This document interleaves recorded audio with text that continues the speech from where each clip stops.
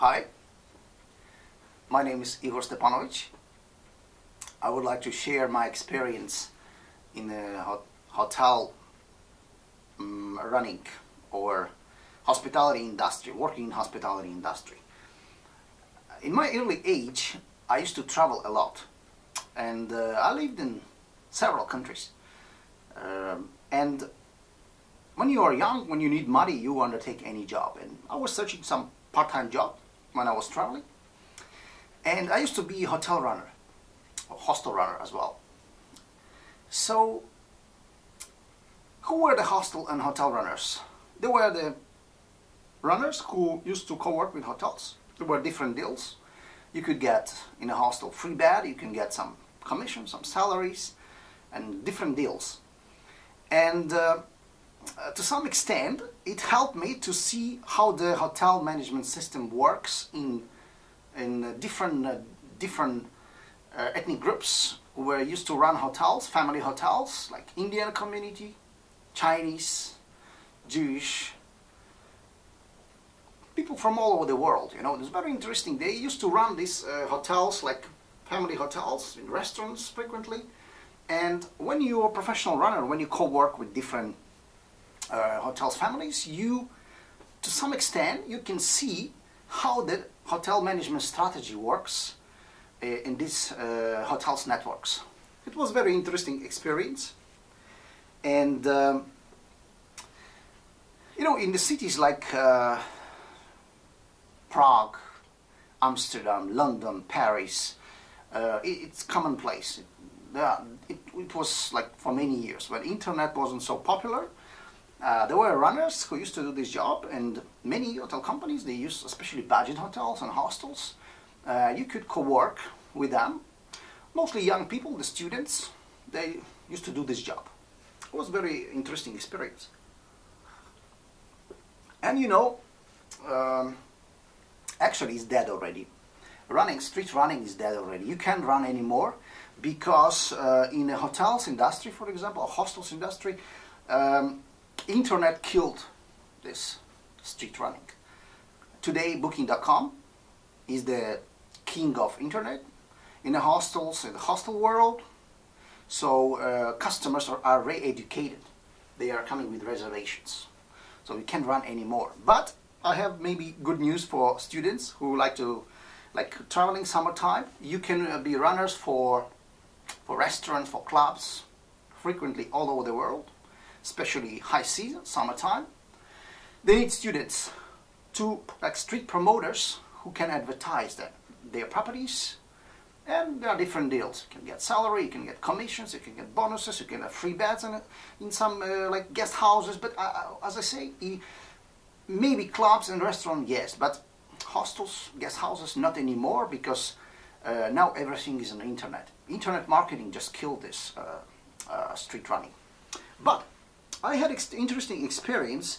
In some extent, I could see how the hotel management systems and strategies works in different ethnic groups, like Chinese-owned hotels, like Jewish-owned hotels, Turkish-owned hotels. Like when you work professionally for a long time, you can compare different strategies. And you know what I would say, I came to the conclusions that the people who are weaned from their traditional cultures, they are like, who are exposed to two or more cultures, they are more original. You know, they are more like, they have an advantage to be more creative, for innovations, for finding new ways of doing things.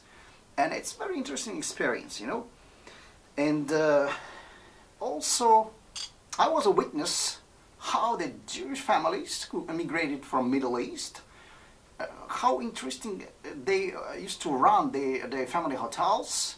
I think it's most impressive experience working with them, because they were original. They didn't study hospitality, they didn't have education in hospitality, but they were very able entrepreneurs.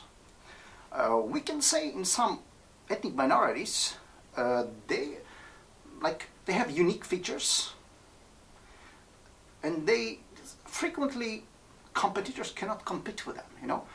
And very interesting experience, like when you compare also like a Jewish community, Armenian communities. There are some parallels. Very successful entrepreneurs. They're very successful hoteliers, restaurant owners, all over the world. Yeah, the famous cuisine. They make it because of the like original ways of advertisement and expression of management. And actually, this is very interesting to compare the, especially Armenian and Jewish communities. There are much parallels. You know, they are very successful entrepreneurs, and it seems that people who, like, we can say that people who are historically, yeah, if you compare the history of these nations, there's a very interesting conclusion to which we can come, that the people who were discriminated against, they are disproportionately represented in entrepreneurial activities, gambling activities, like all kinds of activities, you know, and scientific activities as well. They are topping the list, you know. They are like people who were discriminated or persecuted before. They have like this energy to prove themselves better, and they do their best to be original and to succeed. And it's very interesting that if you compare the Jewish and Armenian communities, they are geographically mobile, yes, they are adaptable to new cultures, and it seems that wherever they go, they bring like money-making processes with them, like business with them. You know, frequently competitors cannot compete with them. If you compare some kinds of activities, and competitors, they're jealous of them. Historically, if you look, they're hating them. And if you look 20 centuries, the like discrimination against Armenian and Jewish communities, the people try to literally, just the notion of eliminating the competitors, it's like just literally to try to kill them, you know. And 20 centuries of witness how these communities who were successful, who were not like any others, who were original, who were like try to dominate and conquer and to be victors and to be the best in their ways. And frequently they were persecuted. But they're interesting. If to compare their entrepreneurs, the like hotel runners, hotel business, restaurant business, is famous all over the world. And I was a witness how the Jewish families who immigrated to Benelux countries, they used to run hotels, family-run hotels and restaurants, and they were very original. You know, I think there are some things worthy of attention of how, in a unique way, they used to run their hotels. You know, they were fully booked, high season. They were very successful, more successful than premium hotels. And slash seasons, they could survive. They had original strategies of business. And I think it's worthy of attention of interesting hotel management strategy, hotel management ways, how they could fill up their hotels at the time when the other hotels were half empty or totally empty. And they could be successful because they had some original strategies. And, you know, the customers, when they came to their hotels, they always stayed, just because there were possibilities to find the room which they want. There was a room business class, there was a room budget for budget travelers, there was a room basic, like sharing facilities, private facilities. They organized hostels rooms, so the customer, like backpackers, come low season, high season, bargaining with prices, negotiating the prices. The tourists almost always stayed, just because when they came to those hotels, there were a few types of rooms, and they could choose, and they stayed. Also, there were interesting methods of management, like the management, receptionists, administrators were very active, very polite, very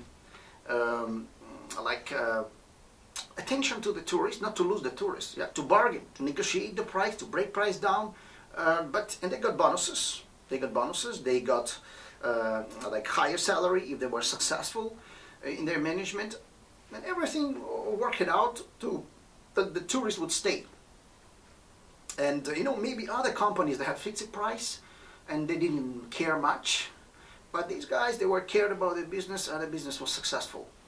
And it's very interesting to compare these ethnic groups who were always successful in their business. The same we can say about the restaurants.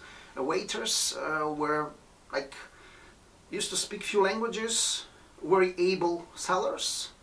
They were alive, they were active, and they tried to convert to invite the customers in, just because it was a strategy to work, not just to wait, not just to don't care, but they would do their best to fill up the hotels, to fill up the restaurants, and to be successful.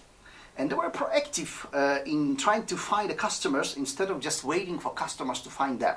There were interesting organizations of running work, like there were street runners who used to work actively because they used to work for bonuses, for salaries, for different like commissions, high commissions, and they fill up these hotels. Also taxi drivers, taxi companies used to work for these hotels. Also there was interesting methods of sisters hotels, co-working with sisters hotels. When one hotel was fully booked, it helped to the other hotels to fill up the rooms. So the customers came in, you fill up the application form, they made reservation, and with this reservation was coming to the other hotels. So there was solidarity between the hotels, and in this way they used to work very professionally and very successfully. And it doesn't matter, slush season, high season, they were very successful hoteliers. So because of this originality, with this mobilization, with this organization and solidarity, they could be successful. And it's a very interesting experience because some have the strategy of just waiting the customers, but this business was really alive to do their best to be successful. And of course there are differences in cultures, like Eastern cultures, Western cultures, there are differences. I know that in Europe, in many countries, generally in Europe, the street running is not really European cultures. Yeah? It's not common, it's not normal in Europe to offer something on the street because it's, well, it's not really European culture. The touts or barkers are, many countries are not allowed, yes, but on the East it's normal, it's common.